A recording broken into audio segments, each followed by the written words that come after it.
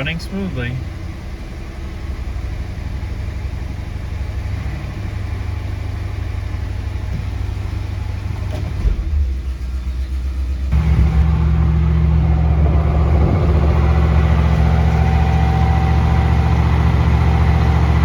Nothing like the sound of a big block in the morning.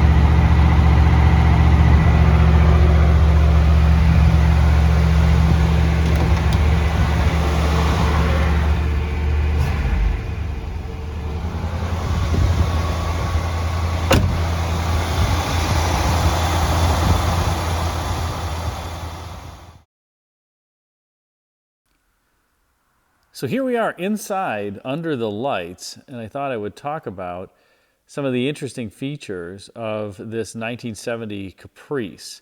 This is the last year of this body style. It started in 1965 and continued through 1970 before it was replaced with a new body style in 1971. The first thing to notice is the front end is pretty Cadillac-y, almost like a 64 Cadillac front end. And of course, that was something that Chevrolet was trying to emulate for some time. They were trying to take luxury styling cues, and in particular, starting with the 65 Chevrolets, they really tried to move up market and give the buyers this perception of value. And I think the front end is quite tasteful. It also has a little bit of that egg crate texture like grille that Cadillacs had, but it's not quite the same. But overall, quite a handsome front. Now, as we move to the side, you see that this is a 454, which is awesome. We know it's under hood, and that makes this really rare. This is actually a car from Canada, and there were, I believe, only 45 of these produced in Canada with a big block. So in Canada, a lot of the parts content is also local too. So on an American car, you'd see like Libby Owens Ford here. I don't know what DCL is, maybe Donaldson or something. But this is an original windshield. All of the glass has that DCL logo on it, and it's a Canadian supplier. So not only is the car built in Canada, I think this was built in Oshawa, but it also has Canadian suppliers on most of the content. And at that point, there was an auto trade pact. There were import duties on vehicles that had not enough content that was originating from Canada. And that's kind of how this started, as well as the Canadian Pontiacs. But that's a story for another day. Then you have this wheel, which is a very handsome wheel with the so-called sombrero there, that middle portion. This is actually just kind of a standard painted steel wheel with this sombrero hat and a trim ring. I never knew that till I owned one of these cars. I always thought it was just one integral wheel, but it's not. It's this little hat. This trim ring are two separate pieces from the painted steel wheel. Gotta love General Motors coming up with creative ideas to give you the looks, but keep the car cheap. In that vein, we have this one-piece bumper.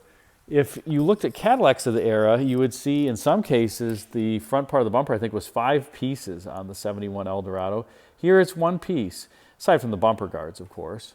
And if you look at these little, I call them fish gills over here, this is not a separate piece of the bumper. It's just like there's a hole that was punched in the bumper and then it was folded over in each place. Kind of humorous and cheap, but effective. You really don't notice it unless you're down here close to the car. Now, one thing you do notice when you open the door on this car is just how rich the interior is. GM did such a beautiful job on the interior of these Caprices. This was spurred by the 65 LTD and the look that was given to that car on the inside, very rich look. The LTD did have lights in the doors. Here we don't have that by 1970, but we do have this very tasteful faux wood grain that actually was pretty expensive, and it adorns not only the door panels, but the instrument panel, the steering wheel, and it does make it look rich in here. Now, in the inside, you will see something pretty cool. Often you'd see one of these pulls in the kick panel, and that would open a vent. Here you have two, and what's this one for? Well, it's for the upper vent. So you can get lower fresh air and upper fresh air. This is a non-air conditioning equipped car. It's from Canada. And everything was optional back in these days. So the 454, the power disc brakes that you see there. This car is AM/FM radio, power windows, no power locks. This power window switch is located here because this, if the power window switch wasn't here, would be the place where you would see the crank handle. On the more expensive cars, you'd have the full armrest. You get the power window switch in the armrest. But on the lowly Caprice, that's how they did it. They just put this switch here in place of the window crank handle. Now you do have this padded dash. By this point, safety was becoming something that was important. And so the dash is well padded. The dash lower here, though, this is all metal. This is painted solid metal, something that you don't see any longer. I guess it made it durable. And you do have a bench seat with a fold-down armrest, a very fat armrest, too, for comfort. There is no armrest, however, in the rear.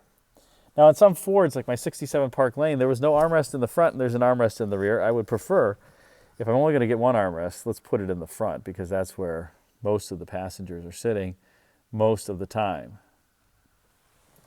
You can see here you have the faux wood grain at the horn pad. I guess I can't really call it the horn pad because this is the horn there.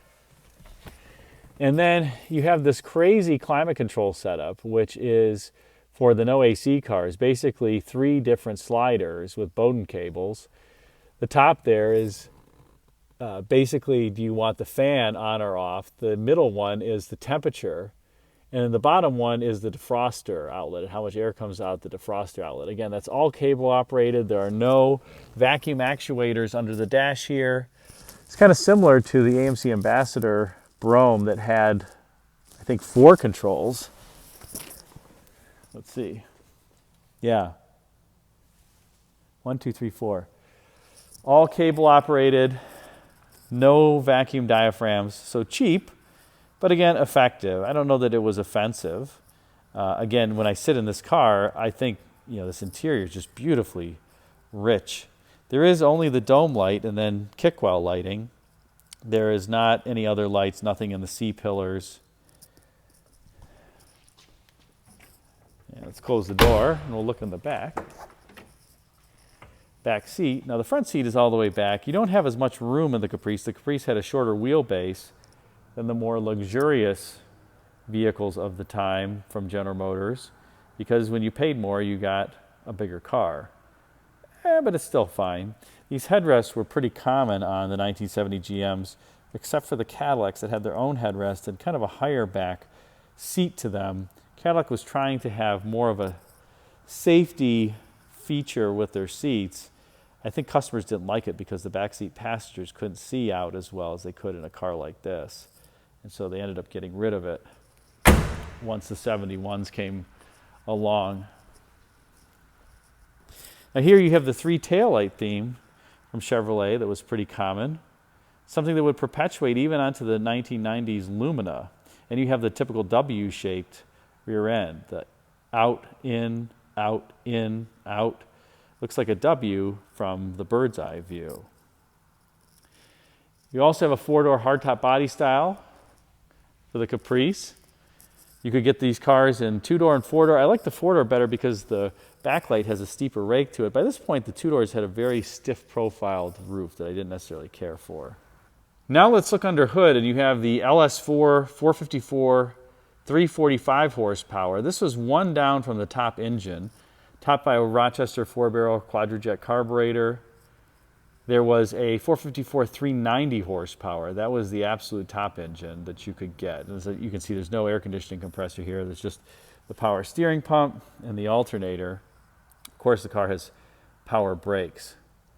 But all these different little components are Canadian, which I think is super cool. Again, rare car of the day in Canada with the big block under hood. And this big block was made in Tonawanda. That's what that sticker says there. I don't know if you can see it, but it says Tonawanda.